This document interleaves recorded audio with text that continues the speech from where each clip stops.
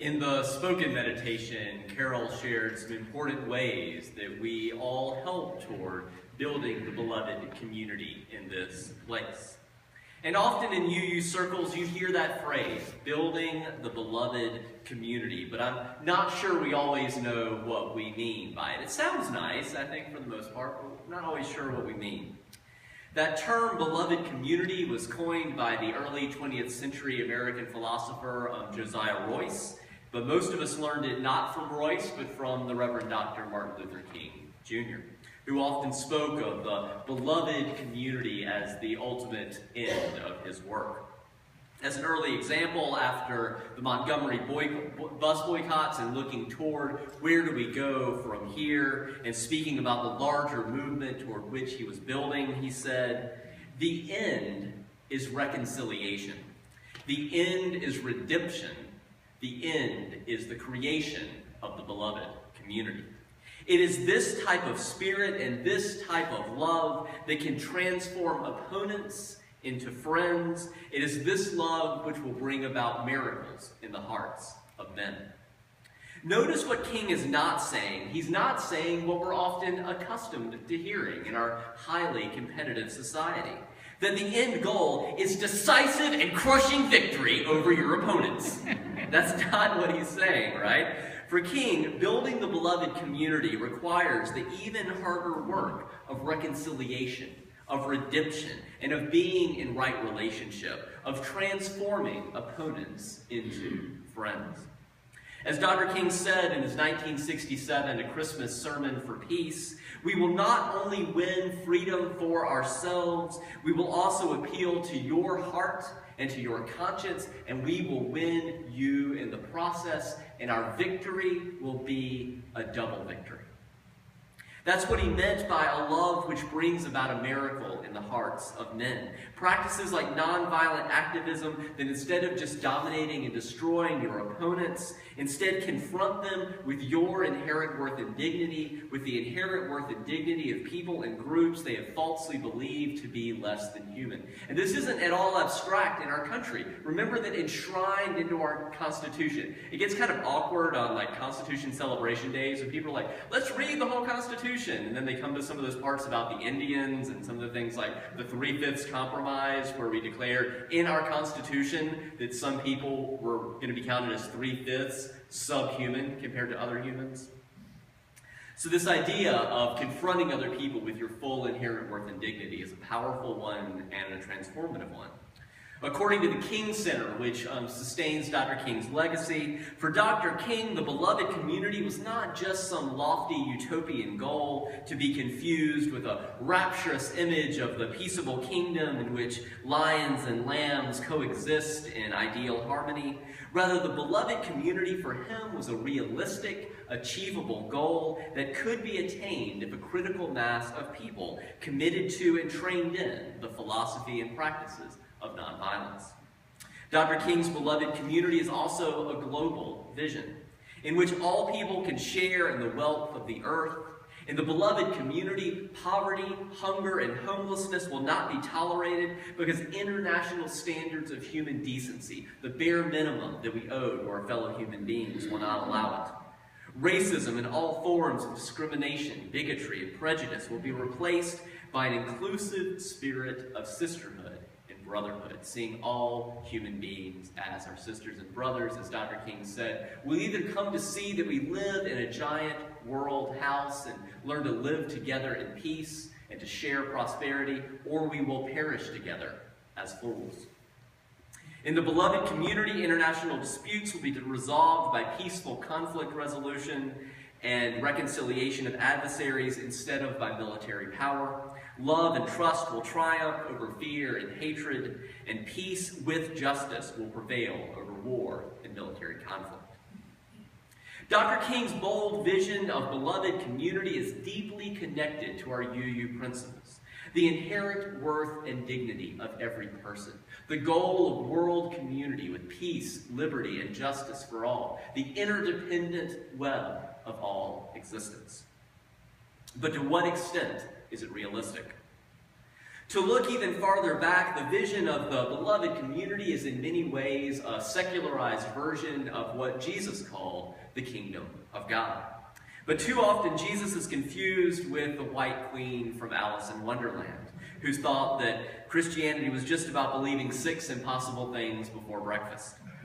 But it is not. It's about practicing the radical compassion and kindness in our day, just as Jesus did in his day. A love that dares to transgress cultural and tribal divisions. From that perspective, I think that G.K. Chesterton is right about both Christianity and can equally apply to Dr. King's vision of the beloved community.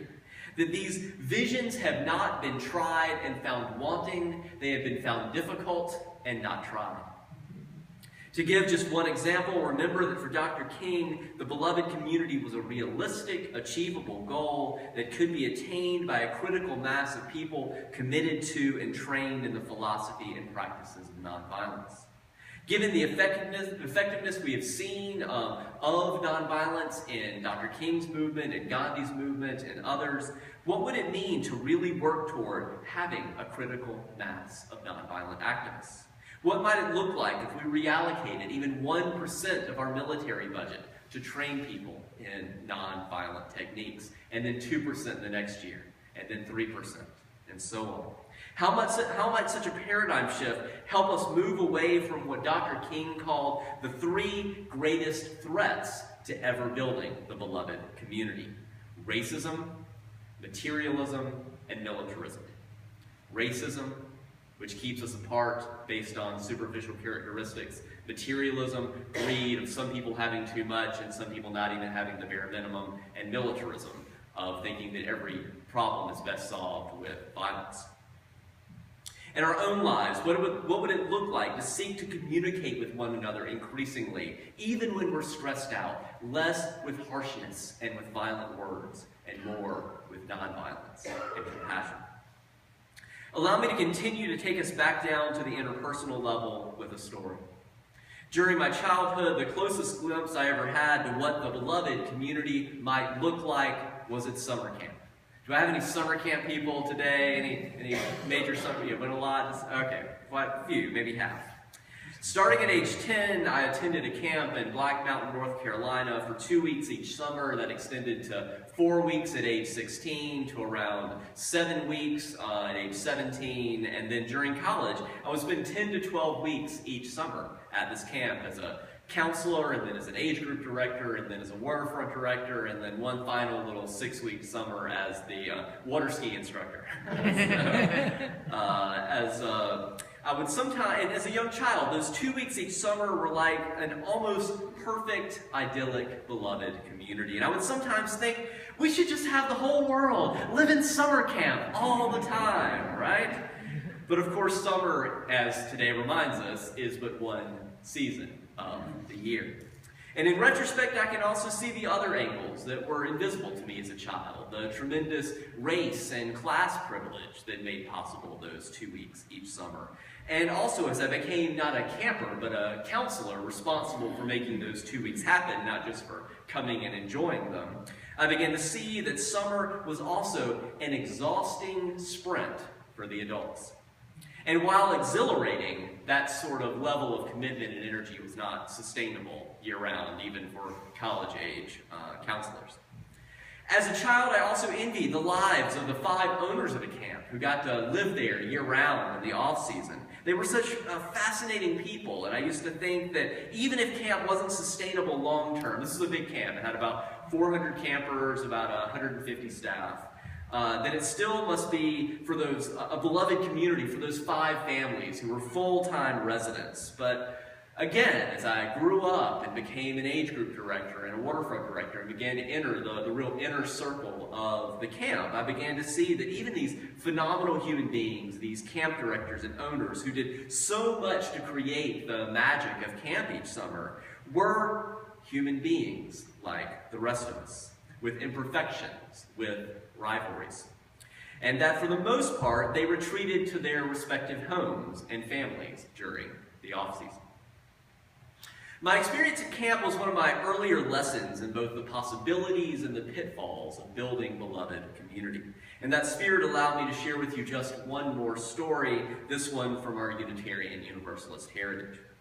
In the 18th and 19th centuries, our Unitarian and our Universalist forebears in many ways defined themselves against Calvinistic pessimism. So remember John Calvin, one of the reformers in the 1500s. He's the guy that burned Michael Servetus, our Unitarian forebear, at the stake for being a Unitarian and not a Trinitarian in 1553. So in many ways, skip to the 1800s and the 1900s, the 1700s and 1800s, our Unitarian Universalist forebears were defining themselves against that sort of Calvinism.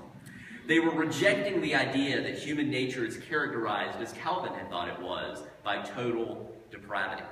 They taught instead the inherent worth and dignity of every human being, which we've now inherited and made our first principle. Instead of some people being predestined to an eternal torment, what's sometimes called sinners in the hands of an angry God, our forebears started to say that that's actually God in the hands of angry sinners. That they taught instead that divine love was for all, and that's the basis of the Universalist half of our heritage, that we should love the hell out of this world and the people in it. And instead of a top-down, all-powerful, all-controlling God, they emphasized human freedom and human responsibility. Instead of Calvinistic pessimism, again, they had tremendous optimism, both of human potential and of the potential of society. The most well-known distillation of that perspective is from our 19th century Unitarian forebear, James Freeman Clarke, a Unitarian minister, who characterized that new liberal theology defining against the orthodoxy of Calvinism. He said it was about the fatherhood of God, the brotherhood of man, the leadership of Jesus, salvation by character, and progress of mankind. You can hear the sexist language. It's the late 1800s. It was another century before we got second wave feminism.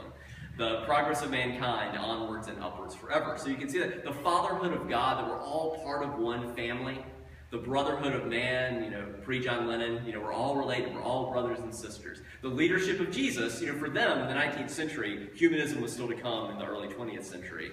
The leadership of Jesus, that Jesus showed us the fatherhood of God, the brotherhood of man. We're all part of this family, we're all sisters and brothers. The salvation by character, not salvation by grace alone or faith alone, no, salvation by your character, by your ethics, by what you did. And then the progress of mankind. Remember the sweep of the Industrial Revolution. They had tremendous faith in the progress of mankind, onward and upward, almost inevitably forever.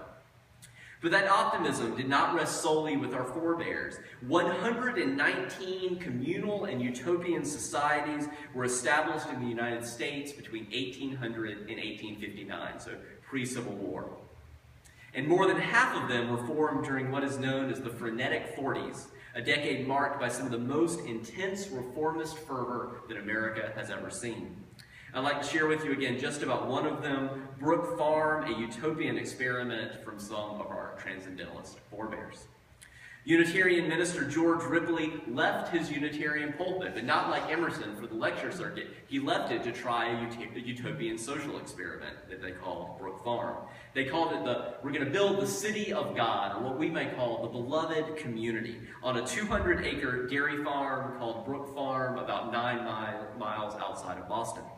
Sterling Delane, author of Brook Farm, The Dark Side of Utopia, writes that the community is often nostalgically recalled as this bucolic retreat in which the days began with choruses of Mozart and Haydn by the Brook Farm Choir. Afternoons were interrupted to read Dante's great work in the original. These are highly educated people. Evenings featured dramatic tableaux, lectures, and dancing. And life at Brook Farms often did resemble an Arcadian adventure.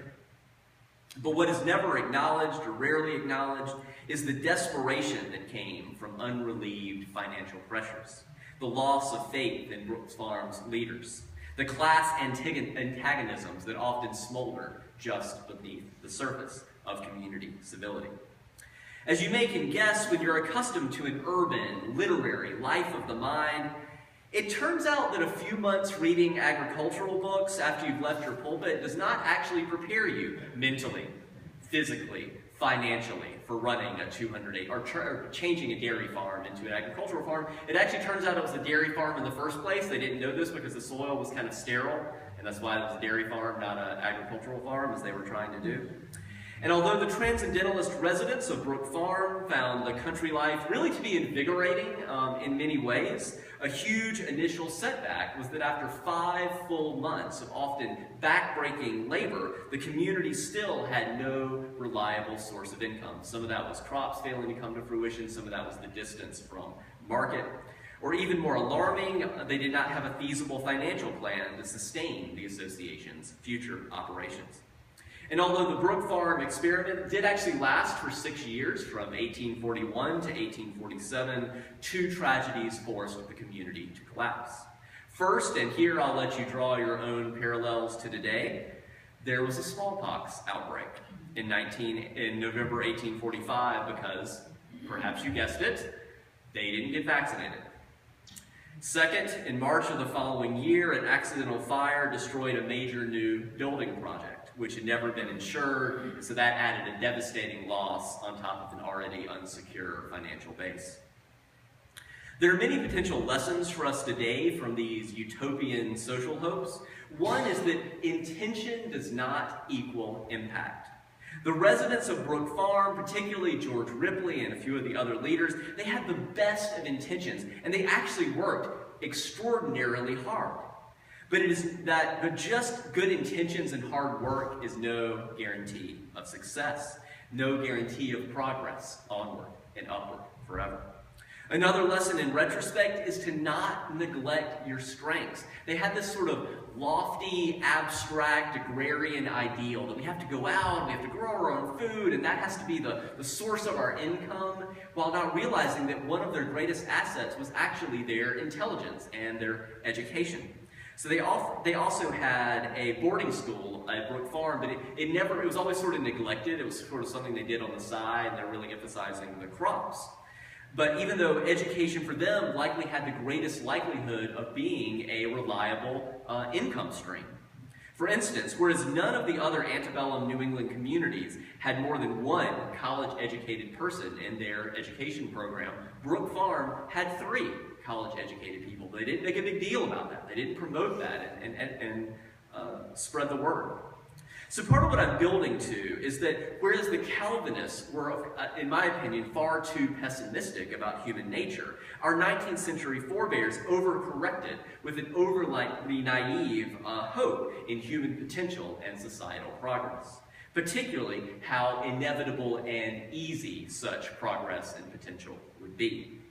But today we live on the other side of the 20th century, in the wake of the horrors of World War I, of World War II, of Vietnam and Watergate. And part of the reason that the Brook Farm story is poignant for me is that childhood summer camp that I was telling you about earlier, it was founded in 1956. The 2 previous decades, that mountain valley surrounding Lake Eden, where I swam in the summer and eventually became waterfront director, that had been the site of a radical, progressive educational experiment some of you may have heard of, known as Black Mountain College. Visitors included path-breaking figures such as philosopher John Dewey, playwright Thornton Wilder, novelist Henry Miller, writer Aldous Huxley, musician John Cage. Buckminster Fuller erected the first geodesic dome on the field where I learned to play soccer and ultimate frisbee. It was a breathtakingly beautiful site with incredibly well-intentioned, gifted, innovative people. But similar to Brook Farms, money was always an issue. And when the college disbanded every April, no one really knew if it would open the next fall, if things would kind of fall together during the summer to be able to reopen. And eventually it did not reopen in the mid-50s, allowing for the formation of the summer camp there that continues to this day. And part of why I wanted to preach this morning on the subject of utopian social hopes and building the beloved community is, again, this afternoon at 4 o'clock, we're invited to regather in this sanctuary to commemorate our shared ministry in an installation service that will formally recognize the shift from me serving as your contract minister, hired by the board of directors, to your called, settled ministry, voted on by the full congregation. And the most compelling reason that I chose congregational ministry over academia or other career paths is that I'm wary both of myself and of other people who merely write abstractly about the potential of people, of religious communities, of society, about what we all could or should do. Instead, I'm very interested in what we actually are and can do in this concrete place and in this larger community. And one of the reasons I chose Unitarian Universalism is that I share the social hopes of Josiah Royce and the Reverend Dr. Martin Luther King Jr., of Black Mountain College and of Brook Farms. But I also want to learn from their mistakes, even as I'm grateful that we stand on the shoulders of giants, some incredibly creative, innovative, and boundary-breaking people who have gone before us. So I'm incredibly grateful for all that we have accomplished in the years since I've been here, since summer of 2012. And I look forward to working with all of you in building the beloved community for many years to come. Yeah.